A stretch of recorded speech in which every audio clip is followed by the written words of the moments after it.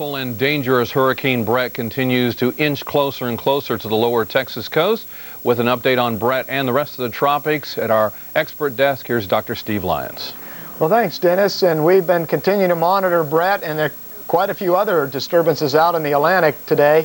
Nothing really brewing out there other than the other hurricane out there in the far extreme eastern Atlantic, and I'll show you that in just a second. But let me detail you on Bret. Here's the latest as of 1 p.m. Central Daylight Time. 90 miles south-southeast of Corpus Christi and heading in that general direction right now. And winds still Category 4, 140 miles per hour, moving to the west at 9 miles per hour. That was an earlier measurement. Right now, according to our radar estimates, it's moving to the northwest at about that same speed. Pressure 945 millibars. The latest visible satellite imagery is here, and you can see it coming up toward the Texas coast. You can see these barrier islands out here are not too far away. Now that buoy I mentioned earlier, we got a new report from that. Now it's gusting to 76 miles per hour, and the wave heights have gone up to 26 feet there. So you can imagine what's going to be on the coast very shortly as that system continues to move on to the west-northwest. Now, as we look elsewhere at the large-scale radar image, here's Corpus Christi up in here, and here comes the eye of the hurricane up this way, and you can see these rain bands. Watch out for potential tornadic activity in this right front quadrant of the storm of the hurricane as it moves onshore. And the strongest winds are right in this small ring. Keep in mind, this hurricane is a relatively small one, and so the strong winds are going to be in a narrow area. You can be missed by no more than 50 miles and have the difference between 20 or 30 miles per hour and 120 or 30 miles per hour. But right now we have hurricane warnings up from La Pesca, Mexico, and I would imagine those warnings would be dropped fairly soon up to Port O'Connor, and then we have a hurricane watch from Port O'Connor up to Freeport, and we also have a tropical storm warning from Port O'Connor to Freeport as well. Now here's the latest storm total precipitation from the Brownsville radar, and we've been able to monitor the western eye wall of the hurricane very nicely, and you can see it's taken a little more northwest jog the last about hour and a half or so.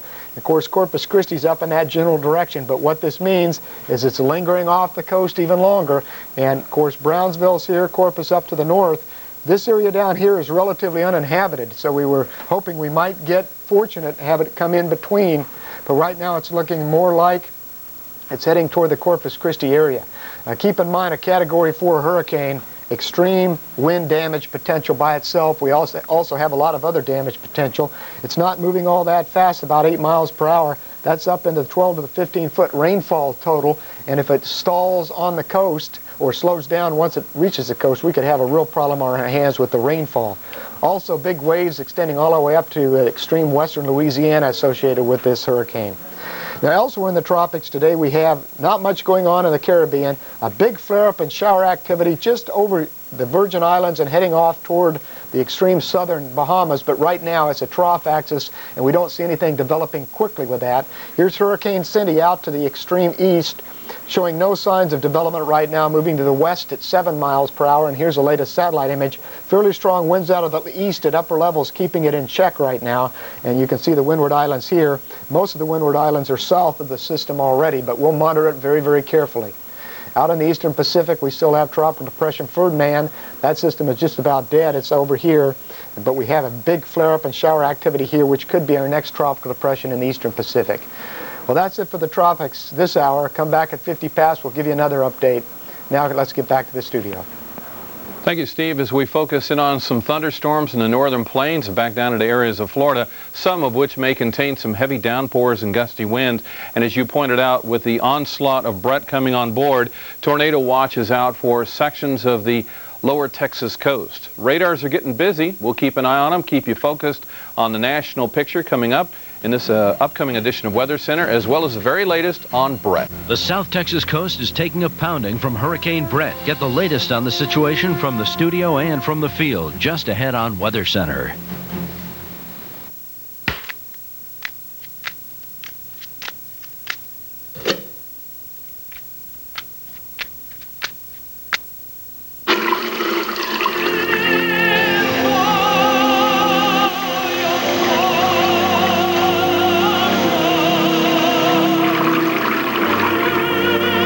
To see it, why not see it for less? Get the exact same contacts prescribed by your doctor. Only with 1-800-CONTACTS, you get them for less. Out here, it seems the wind never stops blowing. They call it the velocity zone.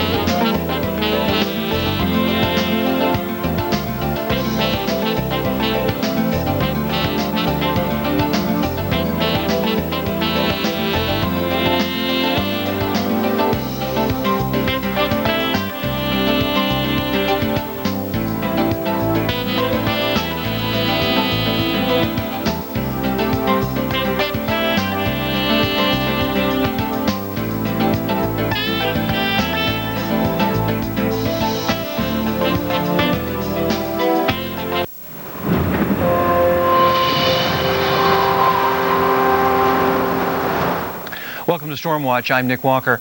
Hurricane Bret is making its way into the coastal regions of South Texas. Let's get an update now from tropical weather expert John Hope. Well, thank you, Nick, and it is making its way in. As a matter of fact, the western eye wall of this Category 4 hurricane is on Padre Island right now. And we're fortunate in one respect, population-wise anyway, that it's coming in a relatively unpopulated area. It's well south of Corpus Christi. The center of the eye is about 80 miles or so to the south of there, and maybe about 60 or a little better north of Brownsville. And that certainly is good news that both of those are going to be, I think, beyond the range of the core of this hurricane. And that's where, when we talk about a Category 4 hurricane and winds 140 miles an hour, that's where those winds are going to be, is right in that eye wall that's surrounding the eye of the hurricane. And if you're north of that or south of that, you escape the worst part of the hurricane. That's certainly good for folks who are in that situation. Elsewhere in the tropics, we don't want to neglect what else is going on. We have Cindy here, which has been downgraded to a tropical storm. I think that's only temporary. And of more concern perhaps to us over here in this part of the world is that we have a pretty good disturbance around Puerto Rico and the Virgin Islands that shows some signs of getting organized. And then, of course, we have Hurricane Bret making landfall even as we speak in the southern part of Texas. The latest information at 4 p.m. Central Daylight Time on the hurricane, 26.7, 97.1. And as you can see there, that's about 80 miles south-southeast of Corpus Christi, and the wind's 140 miles an hour. We just got a new report from the reconnaissance aircraft telling us that the pressure is now up to 947 millibars, so that's been creeping up a little bit. And at the very least, it tells us that it's not getting any stronger, and it will begin to weaken and rather substantially and rather quickly once the eye gets inland. Nevertheless, we still have hurricane warnings up from La Pesca down in Mexico to Port O'Connor in Texas, and beyond that we have a tropical storm watch extending on up farther north. Looking at the categories here, this is an extreme category because we're in the middle of the Category 3, but once again I remind you that that kind of damage will be sustained only if you're in pretty close to the eye of the hurricane. You won't get that 70 or 80 or 60 miles out from where the center of the hurricane is. Infrared picture shows very heavy rain still out. You can see the eye of the hurricane just about touching the coast, and it'll probably take it at the rate it's going a couple of hours anyway, or something like that, to get all the way inland. So we don't want to say landfall has occurred yet until the center of the eye crosses the coast. On the radar, though, you can see that it is very near indeed as the winds spin around that circulation center, and that's also verified on this radar. You can see this eye wall just touching the coast there on Padre Island. Now, Cindy was downgraded to a tropical storm down to 65 miles an hour. It's about 1,500 or so miles away from the Caribbean Sea. And the reason it was downgraded is that it was experiencing some what we call easterly shear. The thunderstorms are moving off to the west and leaving the eye exposed, leaving the center of circulation exposed. And here you can see it still looks a little bit ragged. Incidentally, we have another pretty good impulse just coming off Africa. And also, we wanted to show you that we have a little disturbance here closer to home to get oriented here. Here's Puerto Rico there, the Virgin Islands. Here's Guadeloupe right down here. Now, this lacks a lot of being organized, but it does show some indication that with time it is getting better organized, and it is moving on toward the west. So we have to watch this with a little bit of concern over the next couple of days. We're not sure it's going to develop yet, but it does have the possibility. That's the tropics for this time. We'll be back frequently with updates, and now back to Nick in the studio. Thank you, John. Of course, we are watching the progress of Bret. We're also watching some thunderstorms in southern Georgia, portions of Florida, and a system that is moving through the plains, bringing some rainfall. Let's start in southern Georgia, where we've had some severe weather earlier. No severe thunderstorm warnings right now, but still a lot of thunderstorms popping up right along this area, actually all the way from Savannah down to Jacksonville. So watch out in that area. Some more could be severe throughout the evening hours. Possibly severe up in North Dakota into portions of Minnesota.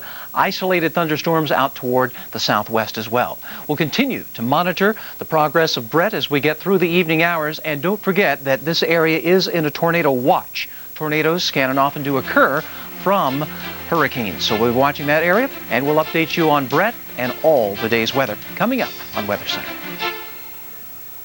The South Texas coast is taking a pounding from Hurricane Bret. Get the latest on the situation from the studio and from the field just ahead on Weather Center.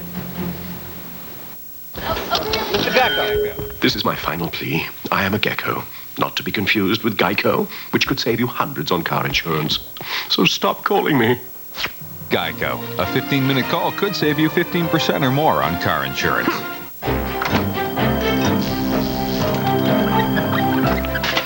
At Geico Auto Insurance, we handle your claim quickly, so you don't have to bum a ride to work. Geico. A 15-minute call could save you...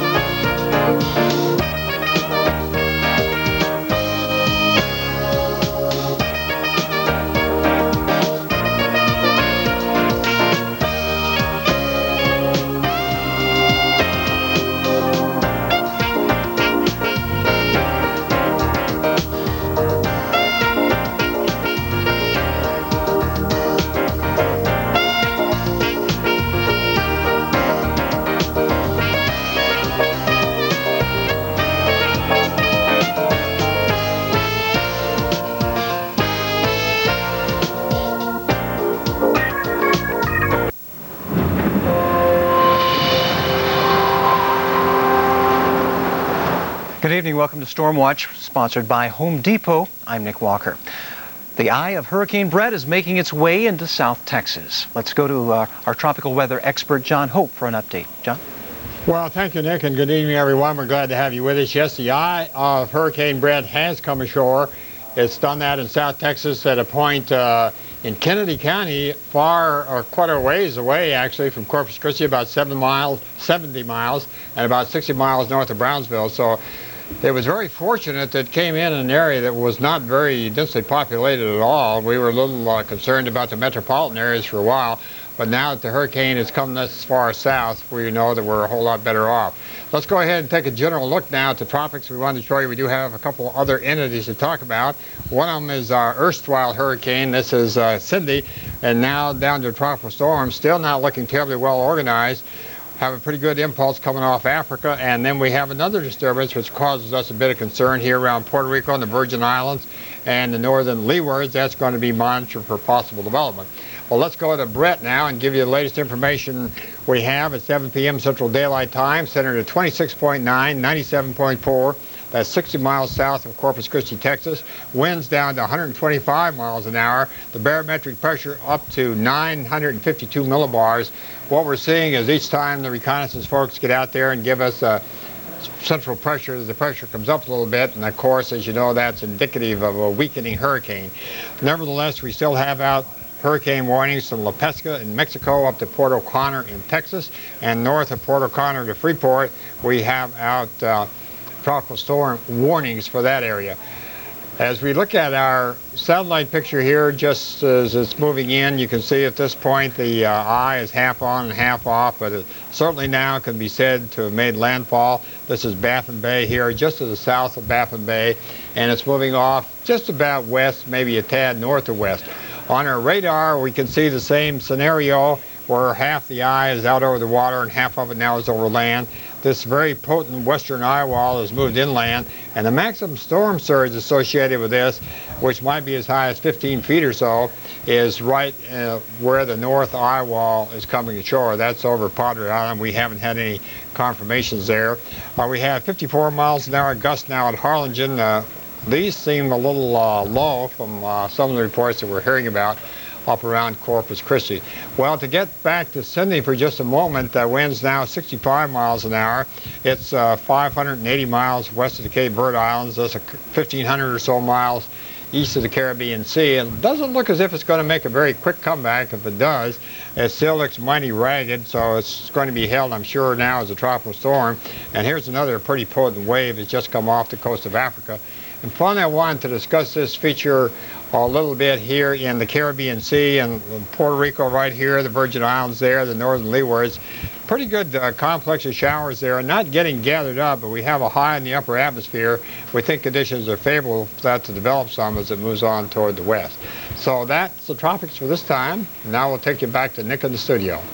Thanks, John. We're also seeing some strong storms in North Dakota tonight and moving toward Minnesota. In fact, we have a severe thunderstorm watch for this area throughout this evening, and indeed we've already seen some strong storms. This one right here, the severe thunderstorm warning in Dickey County has now been lifted, but not after the storm deposited baseball-size hail in Dickey County, and a tornado associated with this storm right here, just 22 miles west of Fargo, a tornado spotted by the public. Thunderstorms moving now into Minnesota from the Grand Forks area as well. Down toward the southeast, the thunderstorms have been severe at times in portions of Florida and South Georgia, but those are dying down.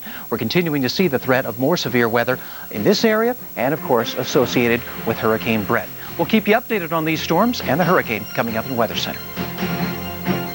Hurricane Bret is pounding the Texas coast. We'll have the latest on this ever-changing situation, including its impact, plus your morning forecast just ahead on Weather Center. This program was sponsored by Home Depot, where low prices are just the beginning. Once upon a time, there was a gentleman came in from the islands, and he had this huge list of things to buy. Wow. Let's start enlightening. They had sent him over here to buy all the supplies they needed for the whole year. Next, we're going to lumber, plumbing, hardware. He says, you know, they gave me 4 days to do this, and I got it all done in one stop at Home Depot. Pick up water, dirt, and even nails with the increased...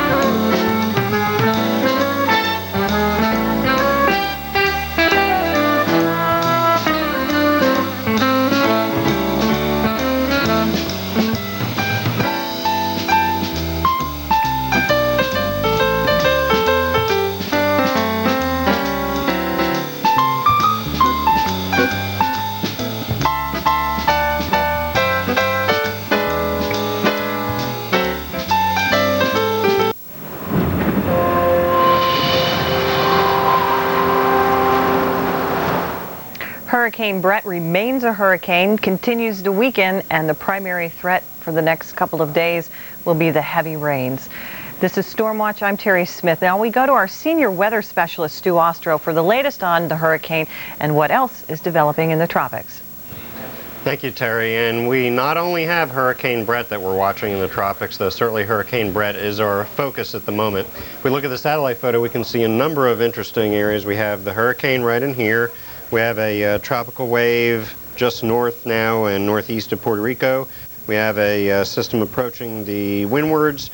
We have a tropical storm out here, and even just east of the tropical storm, we have a pretty feisty looking wave coming off the African coast, which we'll look at a little bit later. First of all, as far as Bret is concerned, latest information, again, top winds now down to 115 miles per hour, and with each succeeding advisory from the National Hurricane Center, we anticipate that those winds will be coming down as it moves west at approximately 7 miles per hour, and the central pressure, which has gotten as low as the 940s as far as millibars go, is coming up in the mid 950s, and that will continue going up as time goes on as well, and the hurricane moves away from its source of energy over the warm waters of the Gulf of Mexico.